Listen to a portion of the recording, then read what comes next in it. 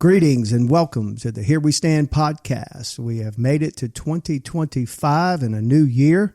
We're located right here at Providence Baptist Church on Hooper Road, deep in the heart of God's country, central Louisiana. We're glad to be with you today. And today I have with me first my producer, co-elder, music minister, all things tech, Dr. R.D. Peters. He's behind the wheels of steel right now, conducting all of this, which would never be done if he was not here. And also today we have our special guest, Pastor Rusty Reeve from Reformation Church. Rusty, how you doing today? Doing great. Good to be here. And I understand you just came back from Lake Bruin and a fishing trip? Yeah, with my grandsons. Oh, boy. Who are 3 and 6. So how'd that go? That was interesting. Yeah. Exhausting. Did y'all catch any fish? Not a single fish was seen. No. I understand. No. I understand that. Me and Levi are fixing to embark on my pond. Yeah. Now, there's only 2 kind of baits necessary. You know what those are? Spinner bait and what was it? Spinner bait and the crankbait? Bingo. Now, that's an inside joke. And the reason why we have inside jokes is it's going to be incredibly in 2027, 30 years ago that we met, if you can believe that. That's amazing. It really is. And so what we want to do, what we want to start out with today is what we've been doing with the Here We Stand podcast last year, and we're going to continue to do this with each of our speakers and especially our pastors that are of the sponsor churches. We want to do a little biography. So what we would like to do is start out, Rusty, with you giving us a bio of your life. And we want to go all the way back to the days of when you were a little guy and Wendell Knox was swinging his sword as a young man and a dad, and then take us through Glen Oak Panther and all the way up to where our stories intersect. And so I'm going to let you go ahead and give that to us. All right. Well, I'm a Baton Rouge boy, like yourself, North Baton Rouge boy, Amen. Born and bred. I grew up in a little place called Brownfields, Louisiana, went to Brownfields Baptist Church all my life, which is in North Baton Rouge, and went to Glen Oaks High School, graduated from Glen Oaks High School in 1985, which was a great year. The 80s were great. And then so I was planning on going to LSU and going to probably go to law school or something like that. But in the 10th grade, I went to I guess you could call it a youth retreat. I can't remember exactly what they called it, but anyway, and I grew up in church all my life. I was a Christian, baptized at an early age. And in the 10th grade, I felt like the Lord was calling me to ministry. So I decided to change my plans, went to Louisiana College and got a degree there, got a couple of degrees. I got a degree in religion and psychology and religious education. And I was going to go to seminary, but for lots of reasons that we won't get into, I decided not to go to seminary. And at the end of my college life, I met my future wife, and we came home, and I got a job at the American Red Cross, and then I got a job at East Baton Rouge Emergency Preparedness, and she and I were married, and then I got a job at running a brick company at Acoustical Specialties, and we were going to Greenville Springs Baptist Church, and that's where you and I met. I don't know if you want to get into that now or later. No, you could keep going. We'll get into that. So I was incognito in Greenville Springs. I don't know if I ever told you this. In Greenville Springs Baptist Church, I was a Christian. We were married. You go to church. I had no problem with that, but I didn't want anybody to know about my religious background, about my ministerial background. I had been working in churches all of my life up until she and I got married as a youth minister and all that kind of stuff, music minister. And I don't know how it was that the pastor there, he was the person who married us. And we were all good friends, and he found out my background, and then he started hounding me about teaching Sunday school. That was Barry? That was Barry. Yeah. Teaching Sunday school and doing all this kind of stuff. The next thing I knew, I was teaching a Sunday school class, which is, again, has a lot to do with our background. And I remember I was teaching a Sunday school class of young people about my age. Actually, they were my age. They were our age. And so anyway, I enjoyed that. And before I knew it, I was the associate pastor at Reformation Springs Baptist Church, and then from there, Brookstown Baptist Church. I'm trying to remember all of this. Yeah, well, let me back you up just real quick. It's incredible to me to think back. Yeah, that the influence, and I talked about this when Kyle was on the show, and I did my bio, and Kyle did his bio at the same time. Right. The influence that Dave Hunt had on me, and then we were reading his newsletter, and to think back now how much he hated the doctrines of grace, right, to the point of writing that debate book with James White and everything. And I can even remember you challenging Dave publicly on tongues. Yeah. And do you remember he actually, it got real weird, and he was like, I do. There was one time when I was driving down the road and I began to sing and words I didn't understand because he was in a continuationist church. He had to give that. Right. And it got real uncomfortable. He had been reading a book by Murray.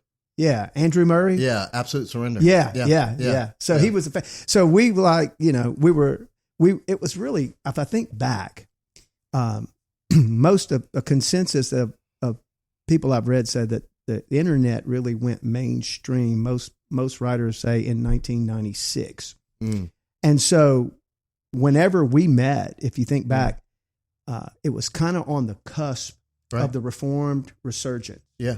And MacArthur, Sproul, Piper. And we didn't really know that. And we didn't. No, we didn't. Right. But then slowly but surely, as we began to learn those things, and actually I learned about what the doctrines of grace was from Dave Hunt's newsletter, because he was writing against it. And I was like, what is this? And then we started doing glass block and out of your brick company, and we would do glass block windows on Saturdays and in the evenings, which sometimes on the weeknights would last all night. All night long. We worked all night long. Depending on the difficulty.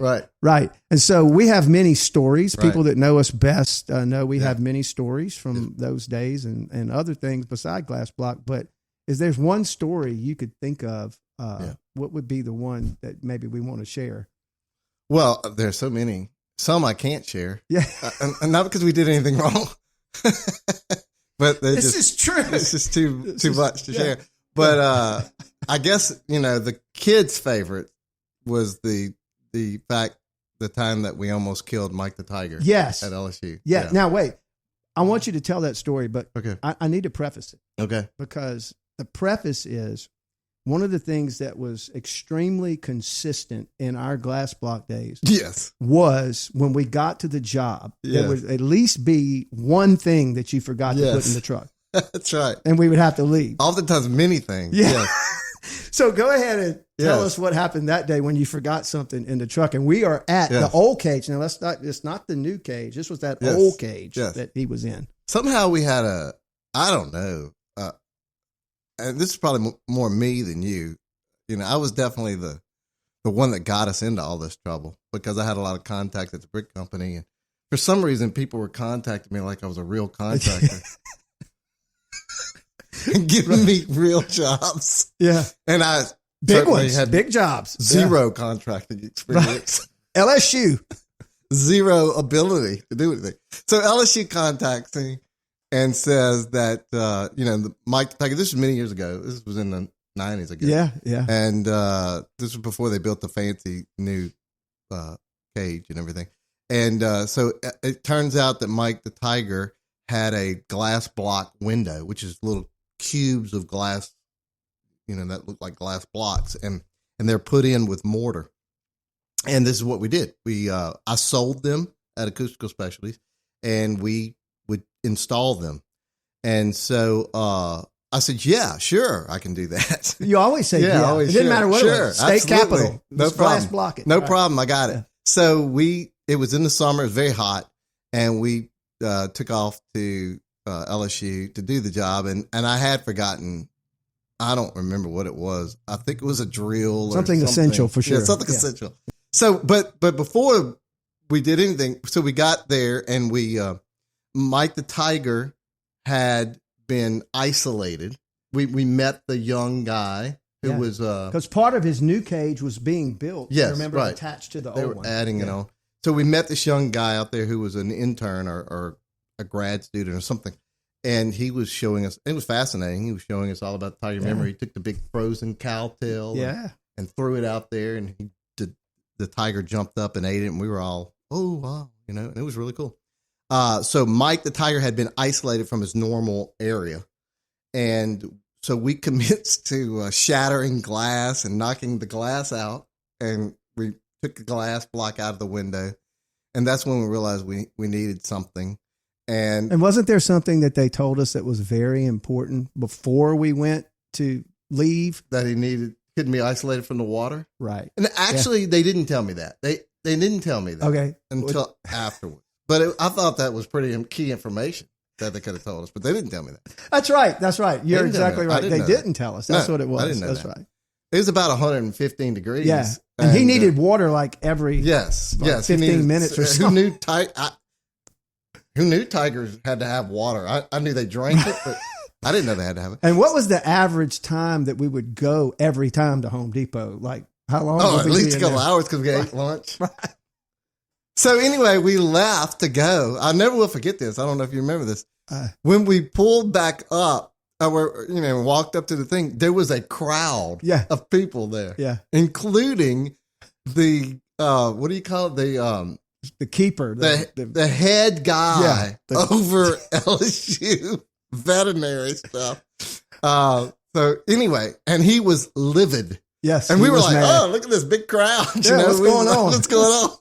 He's like, this tiger is in renal failure. Remember they said? Right. Tiger's in renal failure. Because of you. Yeah. Really? Do you remember? I have a vivid memory. Mike is laying on his side. He's going, his tongue's going in and out. He was panting. And I said, well, it's no problem. We're going to get it. We're getting this. And he said, there's a billion shards of glass all over the place. Do you realize that if this tiger gets one shred of glass in his foot, it could cost $30,000, something like that? I mean, the guy was just absolutely... He was out of his mind. Yeah, no doubt. So, and then, I don't know if you remember this. And so we got past that. We said, we're going to get it. Don't worry about it. We got it. And then I realized, actually, I couldn't do it. At all. Because there wasn't enough room. I hadn't measured right.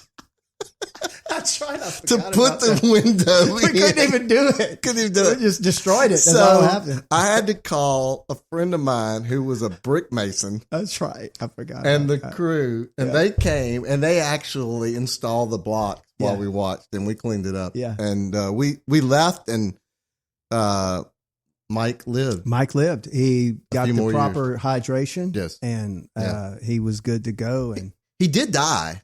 But he did eventually die. But I want to say categorically, it was not us. It cannot be pinned on us in any way. No, he died natural causes, I guess. And but it was just this story is almost the time we almost killed Mike. We did not. Yeah. In case there are any, lawyers or anybody with LSU, we did not. We want to make that straight. Contribute to the death of Mike the Tiger. Exactly. Whatever number he was. Right. We had like Rusty said, many other stories. We just wanted to throw one of those in there. But thinking back to when this all is happening at the same time, and you get called over to Brookstown. Yes. And, Brookstown, as an interim. And then as I said in my my testimony when I did with Kyle, Mm-hmm. really was dealing with Mormonism and Yes. James White's book, and I was Mm-hmm. learning a lot about that. Mhm. And you asked me to come over there and teach a class Mhm. on Mormonism. Mhm. And so, but at the same time, that's happening. We brought our families over there.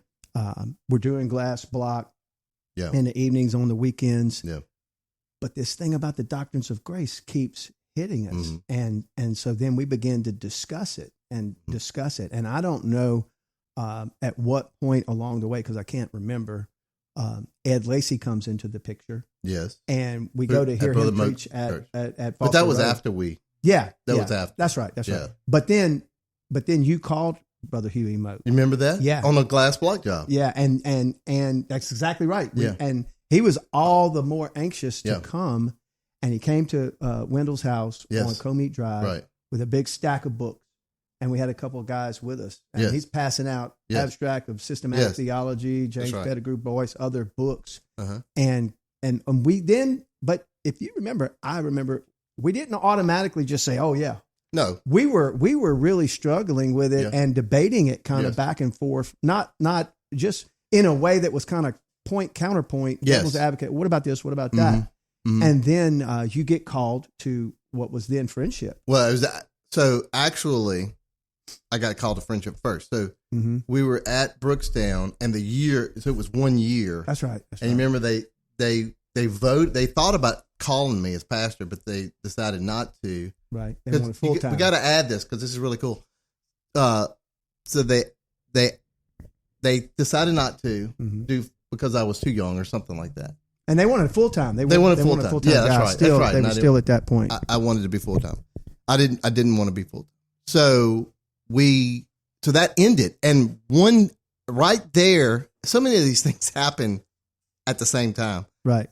And we're talking 28 years Yeah, ago. that's right. So- And right there, we were driving by. This is what I wanted to say. We were driving by Friendship Baptist Church on the corner of Comite and Blackwater, Mhm. and we said, "Wouldn't it be great if God called me there to Right. that church?" Because your aunt was there. Because my aunt there and a lot of people there, and Yeah. lo and behold, they did call Yeah. and say, "Hey, we're looking for somebody." Yeah. And so that happened right then, and so I went, and there were 9 people. Yeah. The first Sunday there. Remember, 5 of them voted for me, and 4 of them against, voted for the other guy, And 2 abstained and, two didn't vote. That's right, and a lot of them left, and then so then we all came. We ended up like tripling the size of the church in the Right. first. There were 3 7 of them, and we brought like 2 or 3 Yes. families. I Yeah, think, something that's like right. A lot that. 4 of families, maybe. Yeah. at least 3. Yeah. But so anyway, that all happened, and Then it was Brother Moat. That's We right. were That's right. at a glass block job on off of College Drive. How can I remember I don't these know, things 'cause and I I don't can't. remember where my keys are? I don't know. But we were on a job off College Drive, and we had been discussing things, and I said, you know what? I know the person to call. I got to call this person. So I called Brother Moat, and because I knew he was a Calvinist, Yeah. and he said something like, yeah, I kind of was expecting you to call me, and so then we met with him at Daddy's house. Yeah, that's Yeah. right. And so at that time, it's really kind of nostalgic to think back to those years. I think it was it Colin Hansen that wrote Young, Restless, and Reformed? Yes, right, We were kind of caught up in that. right. And Mhm. when you think back to that time, that was when like not too long after that, you had the First Together for the Gospel, and you had Right. Piper MacArthur, Sproul, Right. all Al Mohler, all of Right. those guys, Mm-hmm.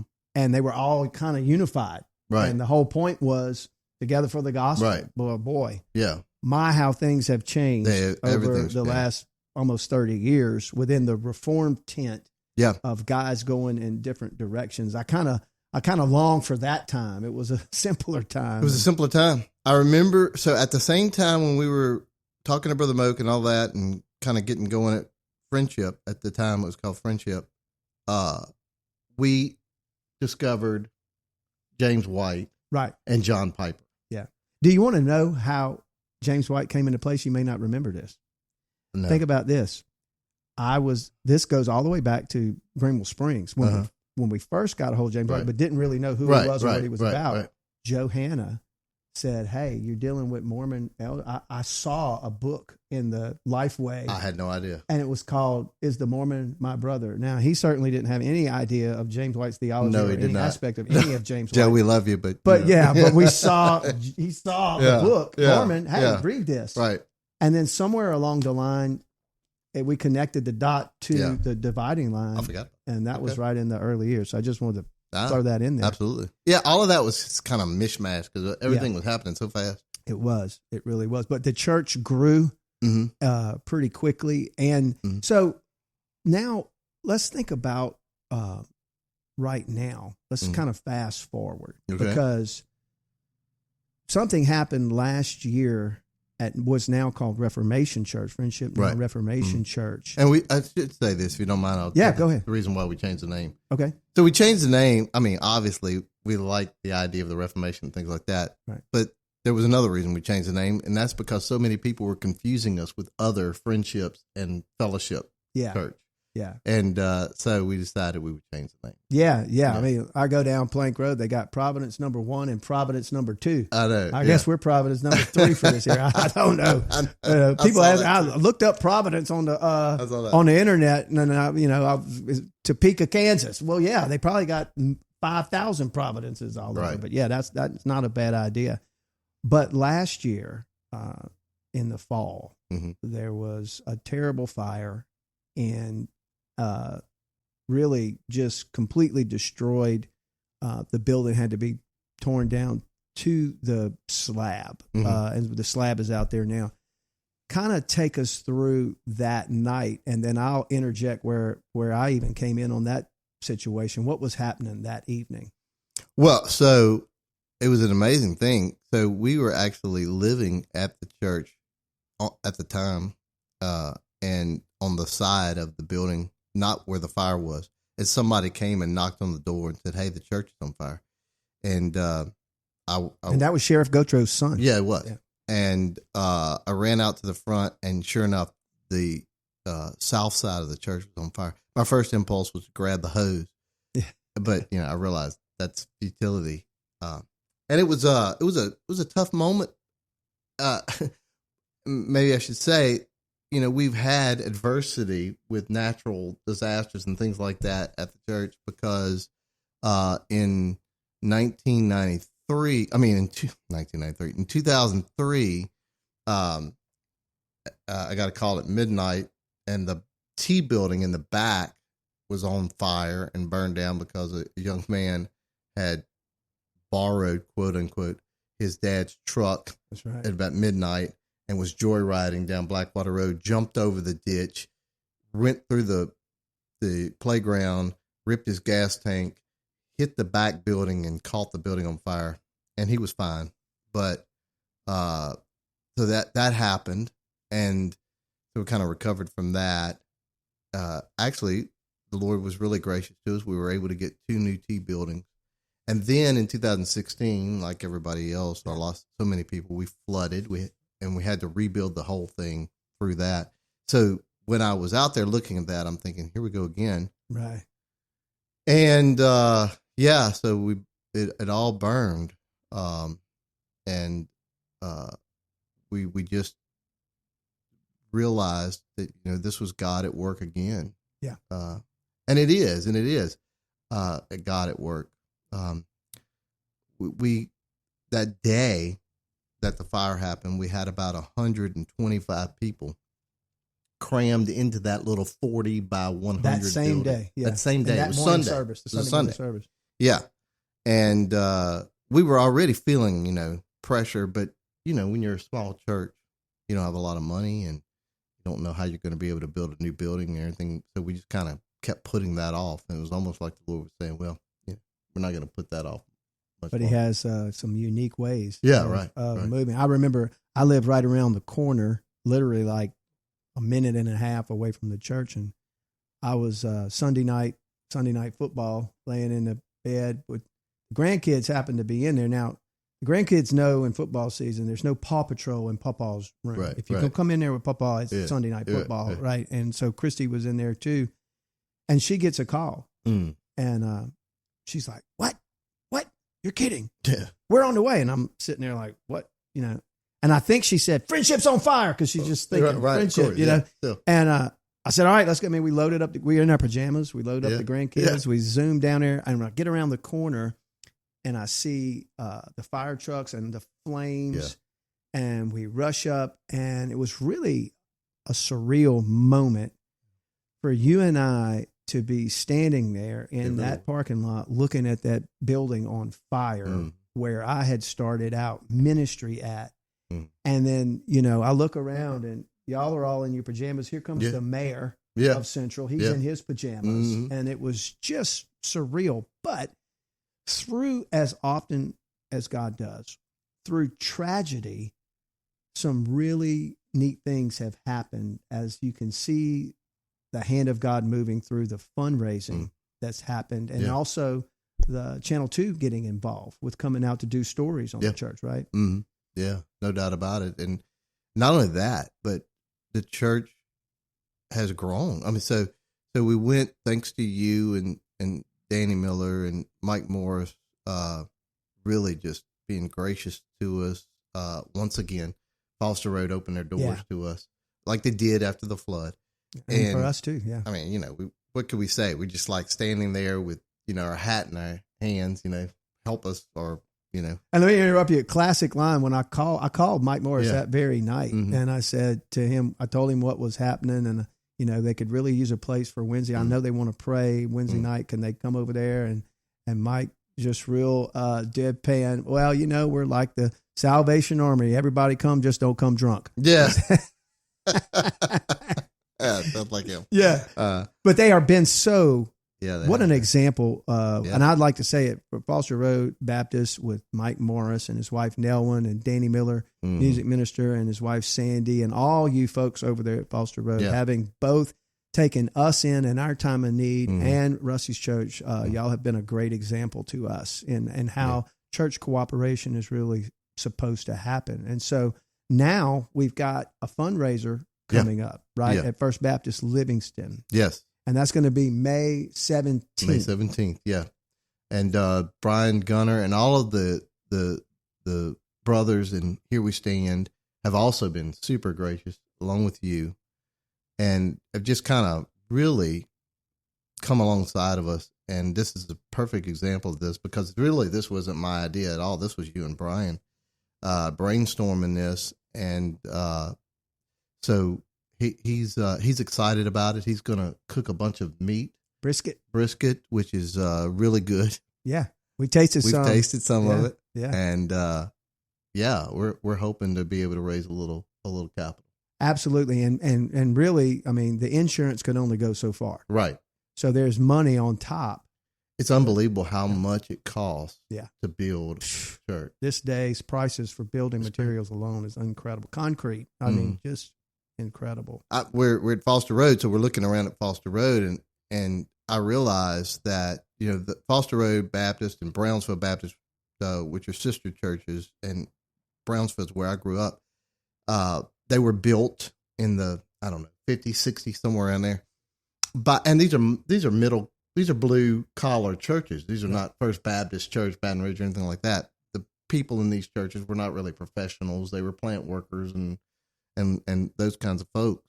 Really, just down to earth folks. Didn't have a lot of money, and they weren't huge churches. We're talking about 500 maybe at Brownsfield and maybe 400 at Foster Road, and they were able to build these churches. But today, a church of 400 or 500 would struggle mightily to build a church like that. Millions of dollars. Millions. Parking lot alone. I had no idea, but yes, it would probably cost, $3-4 million to build a church like that. At least, if not more. And so what we want to do, and we're going to have social media, please be on the lookout.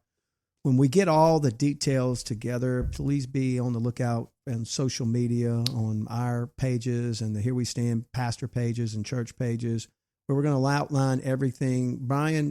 Pastor Brian Gunner's idea is to kind of make a day out of this deal. We liable to have some preaching going on out there, some singing, music. We're going to have brisket. Brian's got a great outdoor pavilion to do this on. He's got a playground for kids. And so we really want to come together as churches to help raise the money that Reformation Church needs in order to that extra on top of the insurance that we need to raise. We would love to get them into this building without having to do anything with that extra the amount. And so I look forward to that. I think it's going to be a great day. Looking forward to it. Also, before we move on, I want to, you're fixing to go to Africa next week, which is really exciting. And you went last year, right, to South Africa? No, in 22. I went 22. Yeah. And now you're going somewhere else in Africa. Can you tell us a little bit about that? Yeah. So I'm going with African Pastors Conference, which is a wonderful organization in Southern Africa. They do a lot of work with training pastors. So what they'll do is they'll go to various areas and they'll conduct conferences. Usually 4 to 5, sometimes 6, I guess. So they're always in need of people, pastors to come help, go over there and teach. And then we'll take books with us, just like a conference here. And we'll sell the books to the pastors at unbelievably wonderful prices because they can't get books. They don't have access. It's just like in China and all those places where they can't get access to good theological materials. Yeah, you can't because you can't really to ship anything. We're so used to, with our phones in 30 seconds ordering something from Amazon, it'll be here in 2 days. And if you have Amazon Prime, it's free shipping. Over there, it's prohibitively expensive for them to order stuff. So that's what we do. And I went to South Africa in 22 and preached at conferences in South Africa and Botswana. And this year we're going to Nigeria and Ghana. And how many guys are going to be going with you? Is it a group of you or? Well, it was supposed to be me and Adam Haney, but Adam wasn't able to go, sadly, because of work situations. So it's just going to be me and a local pastor there, wonderful young guy, and at Grace Sovereign Church in Nigeria. There is a wonderful Reformed community in Southern Africa. Probably a lot of it has to do with Conrad and Bayway, and those folks. It's just his legacy, but it's others too. Earl Faust, we were talking about him, and some other people who have really worked hard. And you are going to be in different churches and going around. Yeah, exactly. So we'll do at least 2 conferences in Nigeria, and I think 3 conferences in Ghana. And you're going to be preaching quite a bit. I'm going to be preaching 5 times a conference. You sound like Brother Ed Lacey. Yeah, I don't. Except I'm not as good as Brother Ed Lacey. So yes, I'm going to be preaching a lot. Yeah. But hey, if I'm over there and I'm away from my grandkids and my wife, I want to be preaching. Might as well be working. That's exactly right. Yeah. Well, we're certainly going to be in prayer for you. Thank you. For your safety. Thank you. For unction and preaching, and for those pastors to be able to absorb, because I know they probably don't get very many chances to have somebody come from Mary, especially with the materials that you're going to pass out to them. They're so appreciative and just so wonderful. I really fell in love with the churches in Botswana and South Africa. I know it'll be the same thing here. That's great. Yeah. That's great. Well, we're looking forward to hearing stories because you always make stories. There will be stories. I know there will. That. Yeah. Now, I want to move next to the Here We Stand conference and kind of talk a little bit about the purpose for what we had. I've talked about this before in the podcast, but really quickly, we have 8 churches that are the sponsored churches of Here We Stand. There's our church, Providence Baptist, where I'm the pastor, Reformation Church, where Rusty's the pastor, Riverside Baptist, Larry Hubbard's the pastor, First Livingston, Baptist Livingston with Brian Gunner, Salem Baptist, Chad Chauvin, Grace Bible Fellowship, Mark LaCour, Grace Covenant Baptist with Rusty Grant, and then First Opelousas, pastored by Kirk Alexander. And so we come together, share expenses, and there are some doctrinal distinctives that we have that we all hold to. Number one, a high view of the authority of Scripture, and that includes, inerrancy, infallibility, sufficiency, all 5 doctrines of grace, the 5 solas of the Reformation, and those things lead to a very clear, accurate, full gospel, true full gospel, in the way that we present the gospel. In other words, not leaving anything out. Substitutionary atonement imputation of Christ's righteousness, all of those things. And then we all hold to believer's baptism and we all hold to cessationism. But so those are our distinctives. But then in secondary things and third level things, there are disagreements. Most of us are 1689 London Baptist Confession of Faith, confessing Baptist churches, but not all of us are. And then even last year, if you remember, we had Brandon Neely from Christ Church in Lafayette came to preach, who's Presbyterian. And so we're a little bit broader of a tent and holding to those distinctives. There are others that could get in there. And if you're a pastor of a church and this sounds interesting to you and you'd be interested in coming along with us and getting to know us, we're very easy to get a hold of on websites of our churches. And what's the Here We Stand website, Roger Dale? Is it BR? Yeah, herewestandbr.com. You can go to that website and get in touch with us. We're easy to get in touch with. And this year, we have, once again, 2 conferences. We have the Spring Here We Stand conference. That's coming up, and it's really going to be interesting. Friday night, April the 4th at 6 p.m. at First Baptist Church of Livingston, Dr. James White will be back with us, and he is going to debate a man, and I can't remember the man's name, that's not King James only, but who believes that the King James is the best translation. So it's not like, the King James is the only inspired, like the original autographs type of deal. He believes the King James is the best translation, and he and James White are going to have a debate about it. I'm looking forward to that. Yeah. I think it's going to be great. And then on the Saturday night, the next night, April 5th at 6 p.m., this is something I'm really looking forward to. Dr. White himself is going to do history of English Bible translations, and he's going to tell us how our English translations came to be. And I think that's going to be extremely informative, and we look forward to that. Now, here's the deal. Sunday night, the registration will open, and we don't really know how many people will come, but Brian knows he only has seating for 400. Now, there may not be 400, but there could be over that. So you're going to want to make sure to register for this conference. There's only a $15 fee per person. That's to cover the expenses of Dr. White and the other gentlemen, and maybe a little bit of food that we're going to put out there. But when that goes out, you can go to the Here We Stand. If you want to join our Facebook page, you can go to our website. All of us are going to be sharing this with the information exactly and the link to which you can go to register for this conference. And we really love to have you come out and support our conference and listen to this debate and learn about the history of where we got our English Bible translations. And then in the fall, 2025 fall conference is going to be October the 24th. That's a Friday night beginning at 6:30 p.m.